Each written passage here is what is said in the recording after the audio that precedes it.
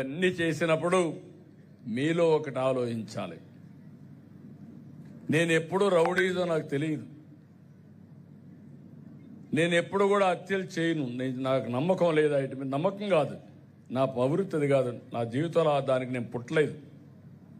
అందుకే కొంతమంది అంటారు నువ్వు సౌమ్యుడివి, నువ్వు లాభం లేదు రాజకీయాలు. కానీ కాదు, నేను సౌమ్యుడిగానే ఉంటా.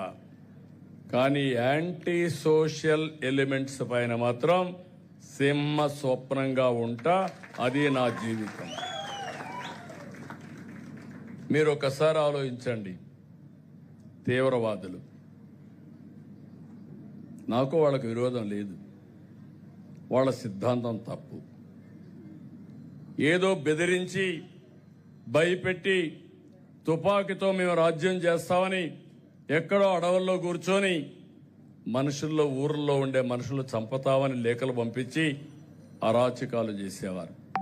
ఇది తప్పని చెప్పాను, ఎనలేదు. అప్పుడు కావాలని గట్టిగానే పోలీసుల ద్వారా యాక్ట్ చేశాం. దాంతో వాళ్ళు నా మీద కోప్పడి తిరుపతిలో 2003లో 23 క్లేమోర్ మైన్స్ ని బ్లాస్ట్ చేశారు. సాక్షాత్తు వెంకటేశ్వర స్వామి దిగొచ్చి నాకు ప్రాణభిక్ష పెట్టాడు. అసాధ్యం ఇది.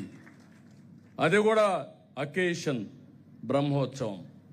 బ్రహ్మోత్సవం సందర్భంలో దేవుడికి లాంఛనాలు ఇస్తాం, ప్రభుత్వం ఇస్తుంది, ముఖ్యమంత్రిగా ఇస్తాం. నేను ఆ సందర్భంలో పోతామంటే జరిగితే ఆయనే కాపాడాడు. అయినా నేను భయపడ